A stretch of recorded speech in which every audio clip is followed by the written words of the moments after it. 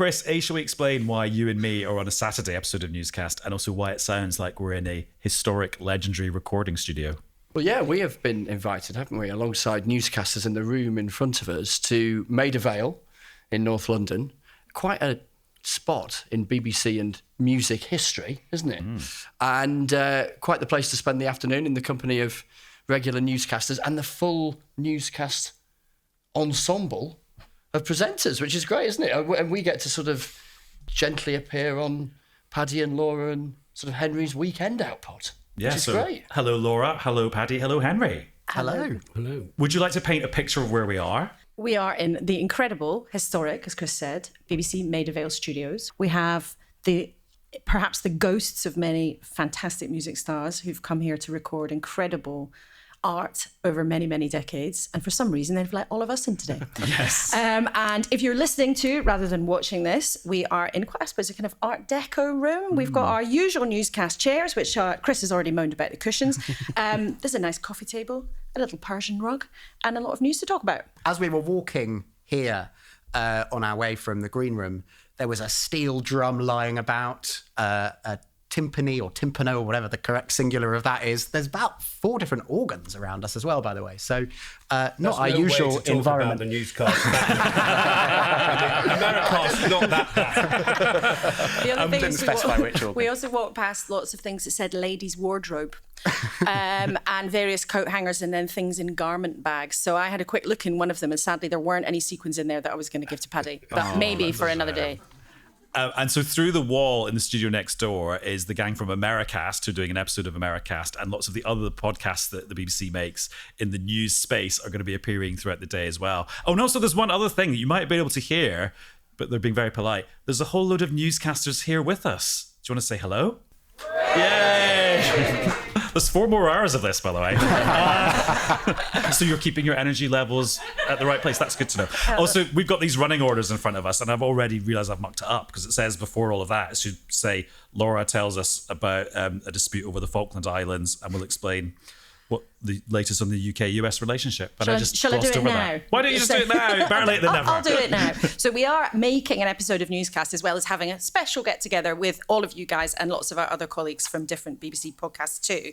So in this episode of Newscast, we'll be talking about one of the big stories of the day, which is our journalistic colleagues at Reuters got their sticky paws on an internal Pentagon email which suggested that the United States, under the Trump administration, is thinking about different options to punish allies from the defense alliance NATO, who Donald Trump believes, as he's told us multiple times, appallingly let America down by not helping them in the way that they wanted with the campaign against Iran. So what's been leaked is a list of possible kind of punishment beatings, if you like, that America is supposedly thinking about.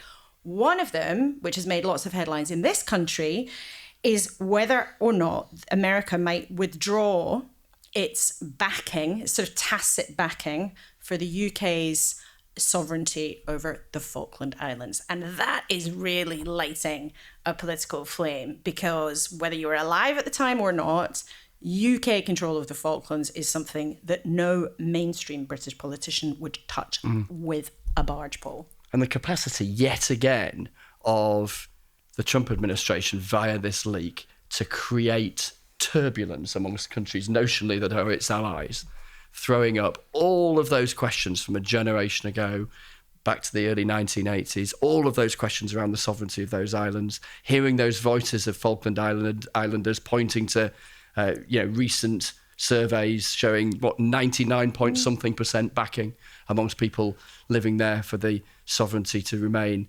as it is, forcing a prime minister who's had quite a lot on in recent days, as you may have noticed, and a government here to reassert the long-standing British position of every British government going back a very long way around the future of those islands. And yet another curveball, of which we see so many, don't we, coming out of this White House? We do, but one of the curiosities about it is actually in a secret leaked document, which is more standard journalistic fare than from just other saying eras rather than just, late night posts on Truth Social, which also have the capacity to surprise and shock and create huge amounts of news. And Henry, how's the government been handling this? Because I suppose it's a weird one. Because it's a leak of a potential policy that might only reveal what one part of the Trump administration might propose in a discussion with another part. Yeah, although there does tend to be a pipeline under the Trump administration where it begins with a leaked document or a stray report here or there, but it does tend to end with, usually about the sort of time I arrive for work, which is 5 a.m. UK time, Donald Trump, presumably just before going to sleep, posting on Truth Social something disobliging about the UK. So I wouldn't be at all surprised if that's where this goes. I mean, the formal UK government response is this: sovereignty rests with the UK and the islanders' right to self-determination is paramount. But I don't think they know what they will do or how they will handle this if President Trump is to make it a public possibility.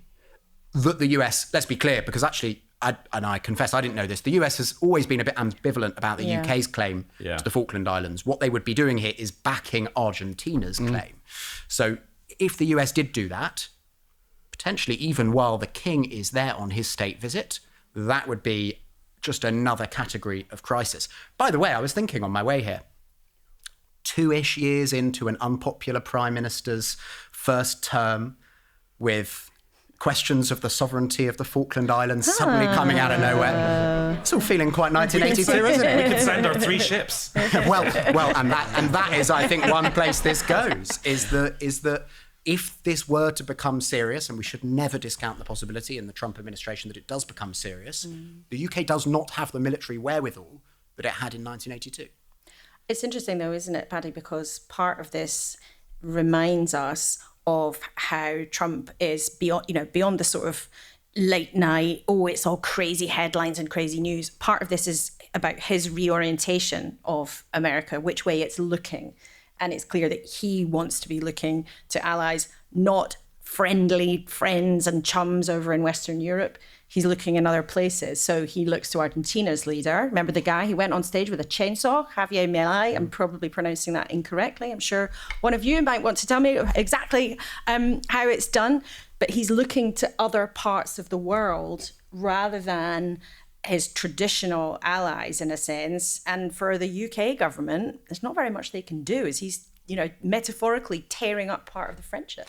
Yeah, I mean, I think that you can sort of say the Falklands and Greenland are part of the same world, in which the Americans have been saying for years, Europe, 80 years after the Second World War, can you possibly pay for your own defence? Now, I know you want us to pay. I know you want taxpayers in Iowa, Nebraska and Dakota to pay for your defence in Berlin. I know you want us to do that, but is it just possible you could pay for your own defence? Someone's had to drag the Germans towards their checkbook to make the Germans pay for their defence. Most people in defence have said Donald Trump is right to say that NATO countries need to cough up. It's really unpopular because Donald Trump is unpopular in Europe. It's really unpopular to say, most people I've met say that Donald Trump is right to say that NATO needed to pay more. And those people are posh decision makers of all political parties. Yeah, and Keir Starmer will say that now. And other European leaders will say that now. But there's a very big difference. We've talked about it. It feels like we've talked about it so often at the weekends. There is such a yawning gap between the rhetoric of Western European leaders like Keir Starmer and actually the reality of how much cash they're prepared to put towards defence. Yes, I've heard him tell you in interviews, Chris, he's told us in interviews that they're increasing defence spending very significantly. That's true. But by the measure that they say it's really, really required, it doesn't touch the sides. And this is the thing, isn't it? There's been one leap forward in acknowledgement from plenty of European leaders that the central diplomatic international argument that Donald Trump made in his first term around Europe not pulling its weight, Europe now pretty much acknowledges. But how does it get from there to a place where you're actually making a substantial difference? And we saw just a couple of weeks ago the intervention of Lord Robertson, the former Labour Defence Secretary, former Secretary General of NATO, the only Secretary General of NATO who has been in the seat when the crucial decision has been made post 9/11 for NATO allies to come to America's support, basically saying, Keir Starmer is talking the right language, but where is the money? And that's a massive challenge. It'd be a massive challenge for this government and its successors if, as many anticipate, the international environment remains one where governments are, as they would see it, making a rational case that so much more has to be spent on defence. And then with what trade-offs? With what trade-offs in terms of money that's spent elsewhere or taxes? It's absolutely huge decision, isn't it, over the coming years, the coming decades. I'm just wondering, though, where this decision in Washington could actually end up falling. And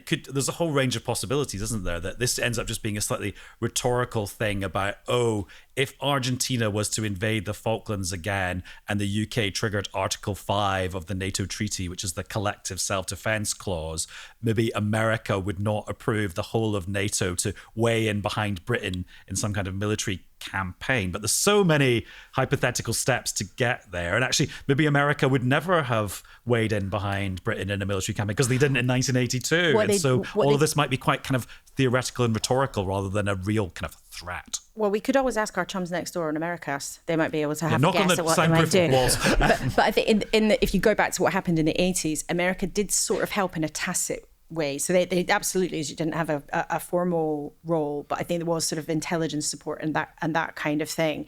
And as you say, America's position on this has always been quite sort of ambivalent, but as such a close pal of the UK, that kind of tacit support you would have assumed as a UK government is something that could have been maintained. It's also not clear how serious Argentina is about it. I mean, of course, they've always claimed vehemently in modern times that it belongs to them, and the islands, Las Malvinas in Spanish, should be returned to them.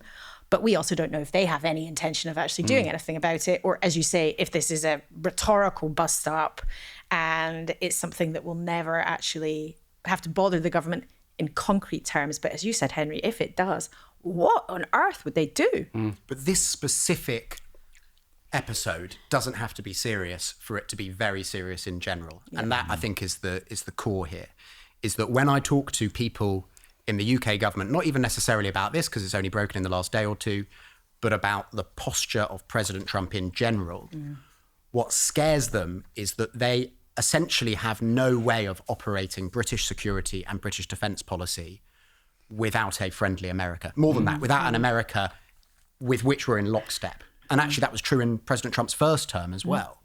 And we are so integrated in a way that voices on the left of the Labour Party and beyond have been saying for decades we shouldn't be, but we are so integrated with the American security apparatus that it's not just a question of how much the UK might have to spend on defence, it's all sorts of ways in which defence and security operates just do not function if you are not sort of bound together with the US. And they just, I think, are in the foothills of trying to work out how on earth to solve that problem, because it does increasingly feel to them like a problem. It does, but there's another wrinkle though, hey, because being in Donald Trump's bad books is not necessarily a bad thing for a British politician right now. He is not popular in this country by and large. And, you know, there's a lot of chat and a bit of joshing about whether or not Keir Starmer has sort of finally found a moment where he can do the Hugh Grant Love Actually, I'm going to tell that big brash American where to go. Not sure the comparison really holds that much water, but from a political point of view, there is a flicker of advantage, even though from a security and diplomatic point of view, it is potentially an absolute disaster. And it's certainly unknowable. But picking up, Laura, on that point, and the sort of political brass tacks of this from Keir Starmer's perspective, you know, in the last couple of weeks, he has sufficient pride in the stance that he has taken as far as the UK's posture on the conflict in the Middle East is concerned, that it became a central strand of his argument in his English local elections political campaign broadcast. So he is absolutely grounding against a tricky domestic political backdrop that he faces at the moment. That strategic call of the last couple of months as being a kind of key calling card. And he's forever, when he gets the chance, drawing a comparison between his decision and the language and posture that we saw in the immediate hours after it from both Kemi Badenoch for the Conservatives and Nigel Farage for Reform. The only historical context I can add is that the original invasion of the Falklands happened on my birthday. No. But I was only 2, so I didn't have very strong feelings about it. Well, I was at school during the Falklands crisis. I remember it very well. The other thing, too, if we are going to go back, The Argentine claim on the Falklands is a colonial one. And there are plenty of people I went to university with who told me in 1985, we shouldn't be so reliant on the United States. They said that in 1985. And also there are many people in the room who actually don't want us to be a wartime economy. This business of all of us going, well, I think we should spend 6% on defence. Well, Lord, what about 7 or 10? Let's just close primary schools. Then we can have a new aircraft carrier. There's loads of people who say, actually... Do the classes on the aircraft carrier. Well, it's just like, I wasn't actually consulted about the priorities just because we want to flatter Donald Trump. Although, please remember, I began by saying many people I've met in the big, posh world of running things say he was right about NATO spending. So I'm trying to bookend it all in the time available. I loved your use of the word. I always steal words from people around this Addams family table. The word posture. Which Addams family do you mean? My family or the bunch of freaks? I think it's politer to say yours. But the word posture, Henry's really put it out there, I think. And Laura and Chris remind us the King's going on, I think it's Monday. And then the posture. So you've got, it's a fabulous reminder of how the Republic was born. They kicked George III out. We've got Charles III going. We've got the posture we haven't seen perhaps since the Victorian age. And that's why you need a newscast. Also, I mean, I don't know what Spanish for newscast is, but presumably their version they're recording today, they're panicking even more because one of the ideas in this memo is that Spain is thrown out of NATO altogether. Although I'm not sure there's actually a mechanism in the NATO treaty to chuck someone out like that. So maybe that's what they're discussing in Spanish right now. Yeah, but I'm not sure that Donald Trump's very interested in things like mechanisms in treaties. I mean, because also, the way that he's looked at NATO, saying he's cross with NATO members for not helping him in Iran, that's not the point of NATO. NATO is a defensive alliance. It's not a group of countries that promise to go along with each other whenever they fancy taking on an international campaign. So I'm not sure that deep understandings of how NATO's architecture is meant to work are really something that sways the man who sits behind the big fat desk in the Oval Office. He had an amazing month because he took on Bruce Springsteen and the Pope in the same week. And the NATO thing has always been there. And as I said, many people agree with his fundamentalism, but so all he's doing is just showing us what's in his head. But as an impartial journalist, I don't want to live in his head. I just want people to know in this room that I don't think that breaks BBC rules to say I don't want to live in Donald Trump's head. Well, just to provide some balance, I'd be quite fascinated to live in his head for a day or two at least. I think after that, maybe not. But this is at the key of what the Prime Minister did by sending Peter Mandelson. He thought, this is such a disruptive, consequential man, you need to put someone close to him on our side who can do it. So guess what? Our best hope, probably, in the eyes of the UK state at the moment, is the King. Because he certainly doesn't like Keir Starmer very much, but he's not going to be rude to the King. He's probably going to be rude about Keir Starmer in front of the King. That's what's coming our way. And what amazing. So I've been a bit of when it comes to this royal visit, everyone calm down. There's not going to be that many opportunities for fireworks because it's a royal visit, it's state banquets. It's not like rolling press conferences with the King having to answer questions lobbed in. But actually now this is making me realise, oh no, the King and the Buckingham Palace are going to have to be really nimble because that world doesn't exist anymore. I was talking to someone the other week who has been in the whole business of, and just imagine, put yourself in the shoes of the people responsible for organising the choreography around the King's trip. Every nanosecond. Now, these are people who are schooled in this the whole time, and because choreography is such a part of the kind of architecture of monarchy in public.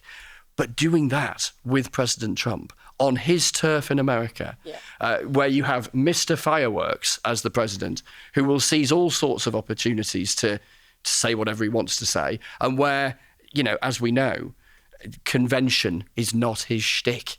And so just imagine being responsible for every moment, including obviously the public moments, because the very nature of a visit like this is that it's public. And every arched eyebrow, every remark that's caught on camera, every single moment that is in front of the cameras is going to be analysed to death. So get ready for that every week, everyone, because next week we might be going, and then the bit when the King didn't let Donald Trump go first into the room. That was definitely a sign that the UK was asserting itself over its old ally. But there was one already in Windsor, I think. Donald Trump goes, he's a great king. and you can see the king. Hang on, keep going. You can't just give us a couple of words like that. I mean, the king. Who was that? Never actually been called. The king's never been called a great king before. You're a great king. Yeah. And look, here's Melania now. I thought one of our colleagues had come to take your microphone away. Stop. From the man who said he wanted to help the BBC in this historic building. We got about 11 minutes in, at least, before we got to an impression, which for weekend newscasters, you'll know that is unusual. It's normally we're about 2 minutes in before we start off with some kind of... You've been in the White House, and you probably... You three have been there when these big set pieces happen. So it's just absolutely nuts. I mean, it's just completely nuts. It's also just really surreal, isn't it? If you go to the Oval Office or and go to one of the staterooms, and I know I always wail at this story, but we were at the first press conference that Donald Trump had done with a foreign leader since becoming president, with Theresa May, who, as we all well remember, didn't like being it. Was very relaxed in front of the cameras and didn't at all look like she'd rather be chewing a wasp. And it was just incredibly tense. And guess what? One of the parts of the question that I asked him was about. It was about whether or not he was serious about pulling out of NATO. And here we are all these years later. That would not be a bad question to be asking Donald Trump right now. You know, it's exactly where people feared in government things might go under Donald Trump. Tinkering around with the very important security fabric or the kind of architecture that has kept this country, as many people in government would say, this is part of what has kept this country safe for decades and decades. You might not like it. A lot of people don't like the way that it's organised, but that is what underpins the nerves about how Donald Trump behaves, which doesn't, of course, mean that he's wrong about everything. Many people applaud and believe in a lot of the ideology that it puts forward, but it's that fundamental shake to the architecture of how everything's been set up in this country for such a long time. And when his approach to being president so often is that the stagecraft of it is the statecraft, then you throw in a visit like this. I mean, it's back to that point. Just imagine being the team around the king and approaching the handful of days ahead and thinking every single nanosecond there is jeopardy. Watch carefully how close they allow any microphones, because pictures are one thing and a microphone catching something is another. So that might be really interesting. But the royals, they know what they're doing. Remember just before the Scottish referendum, that one sentence from the Queen outside the church? You know, they know what they're doing. So, you know, love it or loathe it, the monarchy do soft diplomacy. That's what they are for. And that's what will happen. But I mean, it's going to be fascinating. Right, Chris, who's producing this episode of Newscast, messaged me to say we think the Spanish. No, not at all. Actually, no. He says the Spanish. He thinks the Spanish. Oh, I don't speak Spanish. For the Spanish for Newscast would be Noticiascast. There you go. Any Spanish speakers in the audience? That's right. Would you agree? Anyone who speaks Spanish, Noticiascast? Yeah. There we go. Okay, close enough. Good, thank you. Right. Third time for look at him. That's Noticiascast. Say it again. Noticiascast. I want Paddy to do it in his Donald Trump voice. I'm not going to do it just because you want it. It has to come unbidden. Also, Laura, because we're in the room where Bing Crosby recorded his last ever thing. Yes. Should we do the famous Glaswegian Bing Crosby joke? Do you know it? I don't know. What's that? I know it. What's the difference between Bing Crosby and Walt Disney? I don't know. Bing sings. And Walt Disney. Grown. But audience is loving it. Lots of Glaswegians in the audience, I can tell. If we're going down Scottish joke route, let's not. There's a man says to the baker, "Is that a donut or meringue?" No, you're right. No, you're. Well, I've got. You were right the first time. Yeah. Or a meringue. Right. Oh, we should just say actually, Foreign Affairs Select Committee Tuesday shaping up to be a huge day. Henry, do you want to just give us the running order for what we're expecting? Well, we still don't know the precise running order, but we do know that at 9 a.m. on Tuesday, Sir Philip Barton, who was Sir, everyone in this, by the way, is a Sir or a Lord. So Sir Philip Barton, who was the predecessor of Sir Ollie Robbins, who gave that explosive testimony last week, will be giving his account of Peter Mandelson's appointment. That matters to Dame Emily Thornberry. To Dame Emily Thornberry. Panto Dame Emily Thornberry, as I call her now. And that matters because Ollie Robbins claimed, I'm going to ditch the honorifics, Ollie Robbins claimed that Philip Barton had told him that he was coming under a lot of pressure to approve the appointment. So that will be really interesting. Later in the day, at an unspecified time, the as yet unennobled Morgan McSweeney, the Prime Minister's former Chief of Staff, maybe not, will be giving evidence. Now, that's really interesting for all sorts of reasons, not least because he's barely ever spoken in public. And I think a lot of people will be interested to hear his voice, although he briefly talked about this in Ukraine, of all places, last week. And social media got quite excited about hearing his voice. He has an what is Irish interesting accent, and by the way, if you haven't heard. to bring newscasters right up to date is that they had asked for a third person to come and appear, a man called Ian Collard. And he really matters because he is the person who briefed Sir Ollie Robbins on whatever that security document did or didn't say about Peter Mandelson. And in the last hour, Emily Thornberry, Dame Emily, has posted on X that the Foreign Office is saying, no, Ian Collard can't come to the Select Committee. All right. Now, that, I think, is going to become a big political row over the course of the weekend. Dare I even say it on Sunday with Laura Koonsberg? It certainly tomorrow. will. But can you just help me understand what role Ian Collard played and what the withdrawal of his appearance by the Foreign Office means in Kremlinology? So I can't remember what exactly his title was, something like Director of Security. But Yes. the core of the dispute here is that Ollie Robbins says he received a verbal briefing from Ian Collard, which said the vetting authorities have looked at Peter Mandelson's case. They say there are some issues, but they're borderline and they can be mitigated against in order to give him security clearance. The government position is that that is wrong, that the security vetting document was much harsher on Peter Mandelson, that 2 red boxes were ticked indicating that security vetting, the security vetting view was that he shouldn't get clearance. Now, the only way of understanding who is right or wrong there, really, is to know what Ian Collard told Ollie Robbins. And the government is not letting Ian Collard appear before the committee, although they are letting him reply in writing. But look, he's a government employee. It's a different situation to Ollie Robbins, who very famously is, as of 10 days ago, not a government employee. But we're recording this at 2:37 on Saturday, and I give it about another 30 seconds before the opposition parties cry cover up.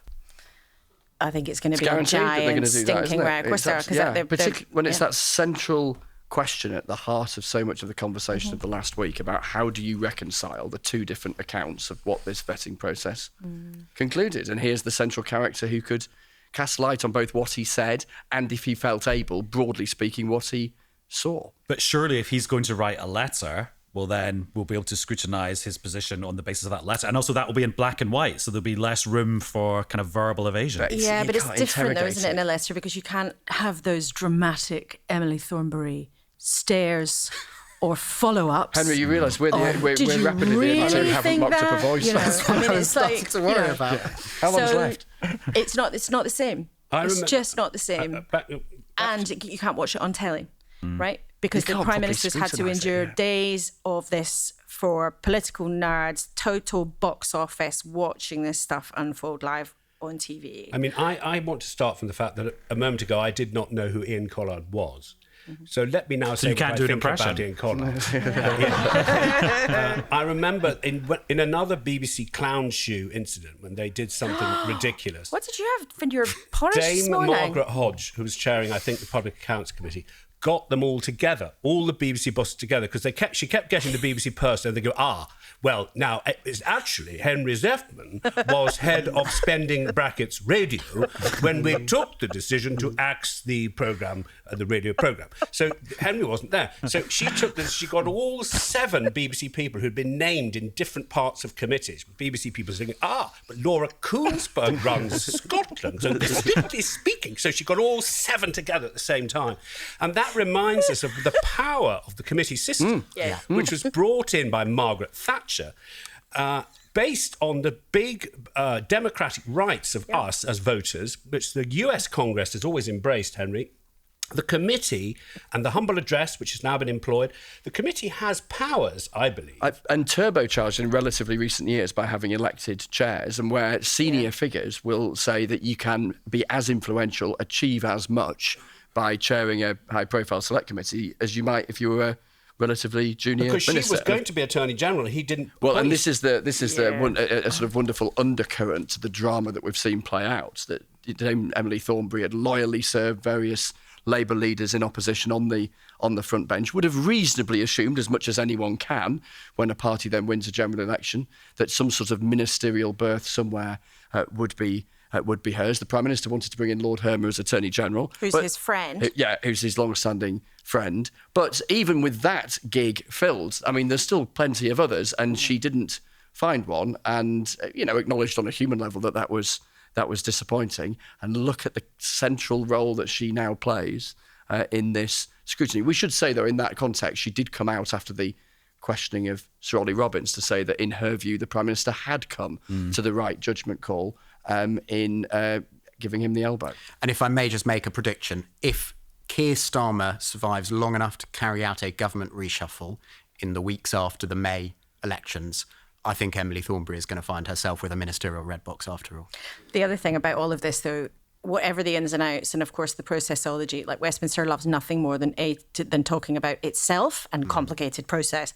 But this is also a proxy for the disastrous shrouding mood around Keir Starmer's leadership. And yes, of course, it has been a complete car crash, and there's different accounts and clashing verdicts and all sorts of other things. And the process does matter, because fundamentally it comes down to who is telling the truth about all of this.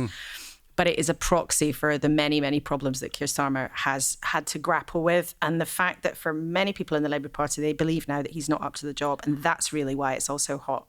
And just on that point, I mean, there's already quite a lot of newspaper columns and newspaper articles saying this is the group of ministers that will go to Keir Starmer and say, do a timetable for your departure. Oh, hang on, it won't be a group of ministers. It'll have to be a massive group of backbenchers. And this is the technique they will use to do it. What is a useful sort of yardstick to have in mind when we read all those things over the weekend? Well, I think the useful yardstick is that there are swirling conversations that add up to any or all of these things all of the time at the moment. There has been for a while.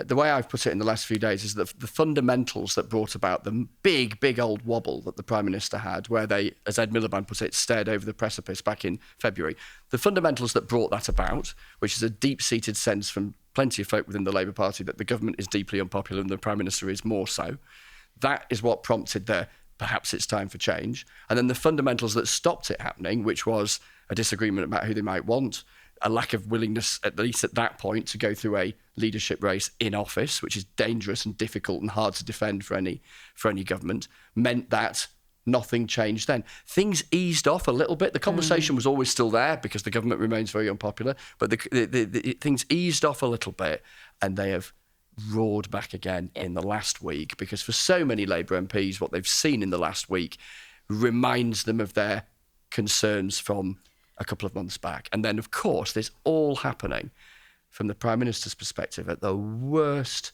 possible time, with this huge set of elections, devolved elections in Scotland and Wales, local elections in many parts of England, under a fortnight away. And the Minister has been on the doors a lot, told me yesterday, it is impossible for us to make an argument when the news agenda is being so dominated by this story. So it's not that voters are answering the door and going, oh, I'm terribly cross that Ian Collard isn't allowed to appear at the Foreign Affairs Select Committee, but it makes it impossible, to use that minister's phrase directly, it makes it impossible for us to make an argument. And that's the problem. And I think also, we talked about this last week, didn't we?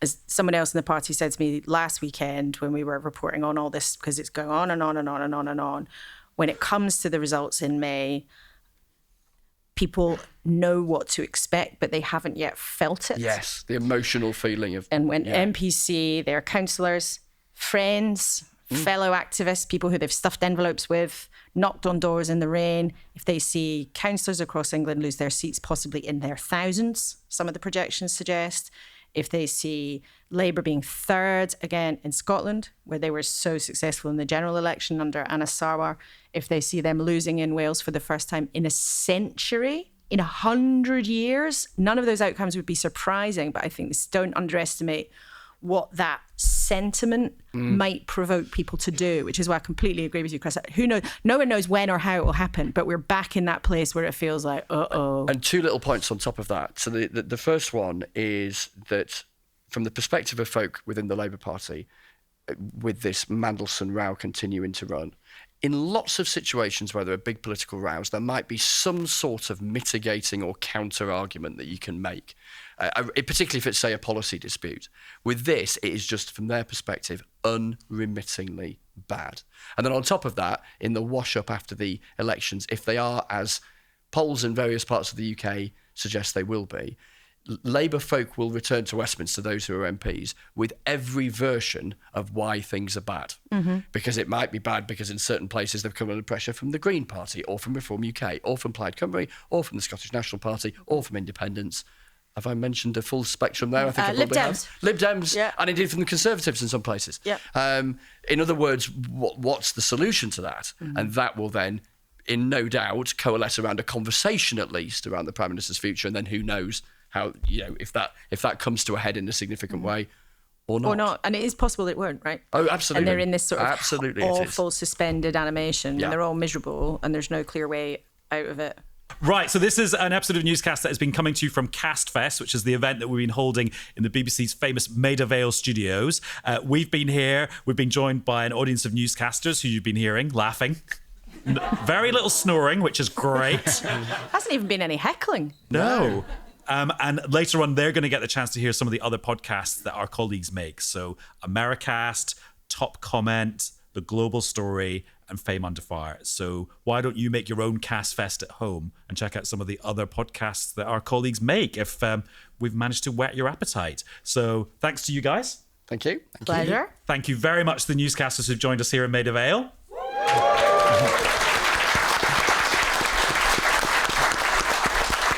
Thank you to all our BBC colleagues who've helped us actually make this event happen, because it's taken a lot of setting up and plugging things in and setting things up, and we massively appreciate it. And thank you to you for listening. Bye-bye.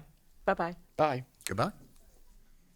I thought you were going to do one final impression there, Paddy. He was weighing it up. Do all of us.